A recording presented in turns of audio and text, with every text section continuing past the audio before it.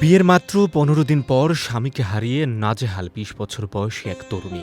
তিনি তখন গর্ভবতী, সামনে পুরুষতান্ত্রিক বাস্তবতা। কিন্তু এর মাঝে তিনি নিলেন এমন এক সিদ্ধান্ত যা আপনার বিবেককে নাড়িয়ে দিবে।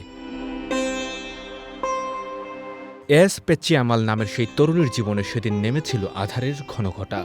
স্বামীর মৃত্যুর পর যখন তিনি কন্যা সন্তানের জন্ম দিলেন, তখন তার মাথায় আকাশ সমান দায়িত্ব। নিজের এবং সেই শিশু সন্তানের জন্য তিনি কাজ খুঁজতে বের হন।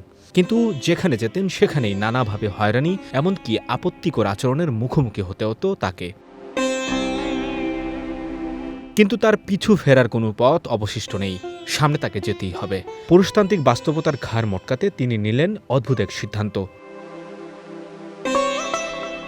মন্দিরে গিয়ে সেই তরুণী ছেটে ফেলেন চুল, শাড়ির বদলে পরতে শুরু করেন শার্ট আর লুঙ্গি। শুধু তাই নয়, নিজের নাম বদলে রাখেন মধু। পরিবর্তন করেন ভোটার আইডি, ব্যাংক অ্যাকাউন্ট সহ সব সরকারি নথি।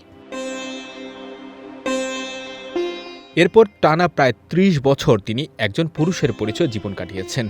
এই দীর্ঘ সময়ে তিনি পেইন্টার হিসেবে কাজ করেছেন, চায়ের দোকানে চা বানিয়েছেন, হোটেলে পরোটা তৈরি করেছেন, আবার নির্মাণ কাজেও শ্রমিক হিসেবে কাজ করেছেন।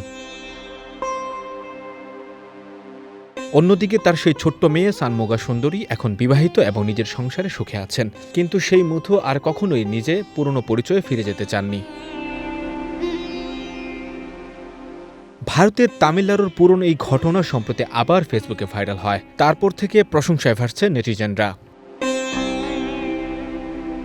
কখনো কখনো একজন মা তার সন্তানের জন্য এমন ত্যাগ স্বীকার করেন যা ইতিহাসের পাতায় না থাকলেও মানুষের হৃদয়ে চিরকাল বেঁচে থাকে। আর মধুর গল্প সেই বিরল আত্মত্যাগেরই এক বাস্তব উদাহরণ। সঞ্জয় দত্ত, বৈশাখী সংবাদ।